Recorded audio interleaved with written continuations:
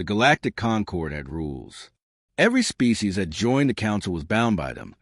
No planet-bound species under 1,000 years in space was permitted to construct capital warships.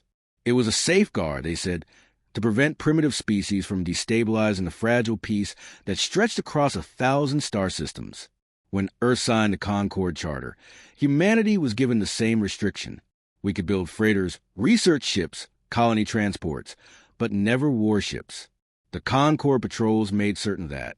They even stationed inspectors in Earth orbit to oversee every launch, every dockyard, every station. And for a while, humanity obeyed. At least, that's what they thought. What the Concord never understood was that humans were children of conflict. War was etched into our bones, burned into our history. They believed restricting us would tame us. Instead, it only taught us to get clever. Officially, Earth built exploration fleets. Sleek ships labeled deep survey vessels, mobile research platforms, or hazard response carriers. On the surface, all of them passed Concord inspection. Hidden beneath, however, they were monsters in disguise. Hull plating designed as radiation shielding was hardened armor.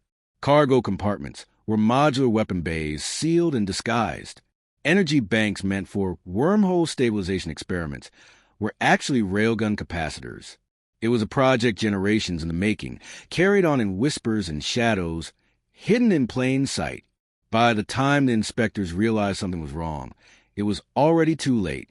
Humanity's fleet was built, not on slipways, but in secret, in orbital shells disguised as research stations, in asteroid mines hidden in the belt.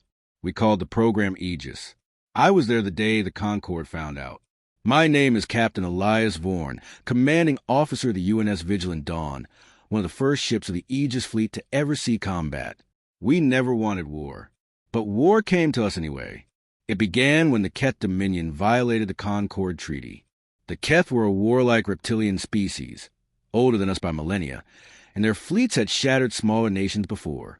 The Concord ignored their transgressions. Powerful empires often bent the rules while young species like us were kept under a microscope. The Keth saw humanity's rising colonies as easy prey. One morning, the skies above Proxima Colony burned.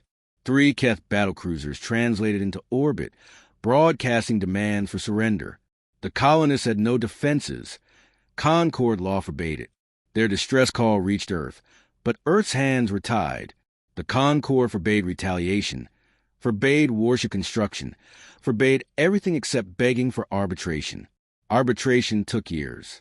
The Keth would kill everyone in days. That's when Vigilant Dawn left dock, when our ship translated into Proxima's orbit. The inspectors monitoring our movements nearly choked. The ship was too big, too heavily armed, its energy profile unmistakable.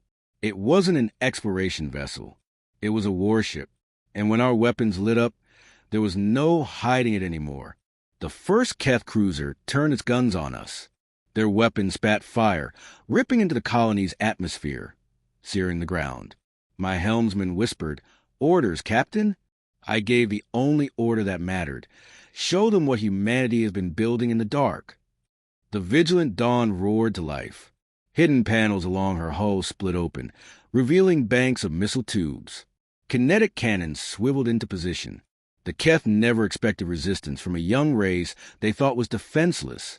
Our first volley tore through their shields, the second gutted their engines, and by the time the third landed, their ship was nothing but drifting slag.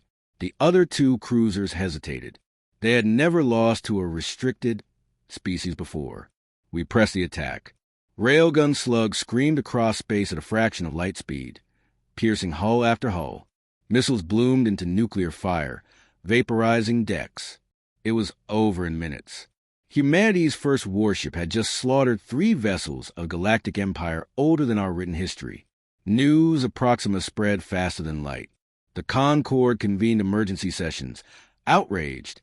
Their inspectors screamed betrayal. Humanity had broken the oldest law of the stars. But the galaxy was also listening to something else. For the first time in centuries, someone had defeated the Keth in open battle. Small nations that had lived in fear suddenly whispered the same words. The humans fight back. The Council summoned Earth's representatives. demanding surrender of our hidden fleet. Our ambassador only gave him a single sentence: "Come and take it."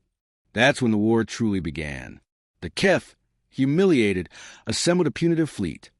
50 warships, battle-hardened and armed to the teeth. They expected Earth to be undefended, one warship at most. They expected an easy victory.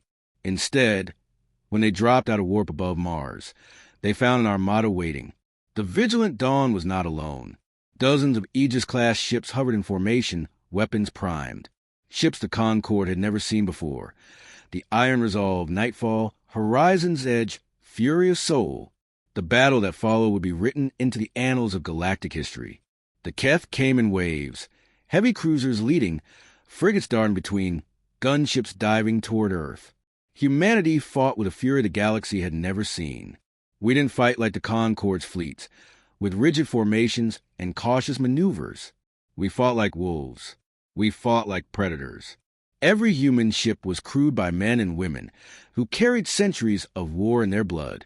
Where the Keth relied on brute strength, we used misdirection, ambush, sacrifice plays. One ship would bait their formation. Another would cut behind and strike at their engines. We launched drones from disguised cargo bays, each carrying bombs that tore into weak points.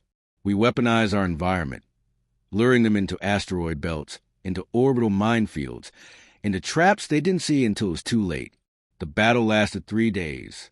When the smoke cleared, Earth still hung in the sky, scarred but alive.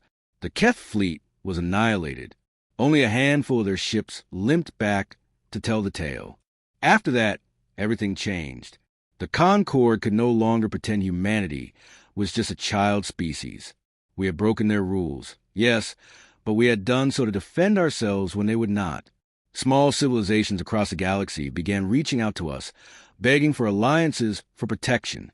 The Concord declared us criminals. The oppressed called us saviors. We never wanted empire, but we had built a fleet, and the fleet could not be unbuilt. More wars came, more battles, each proving again and again that humanity would not bow, would not yield, would not die quietly under another's rules. Sometimes, late at night, I walk the silent decks of the vigilant Dawn.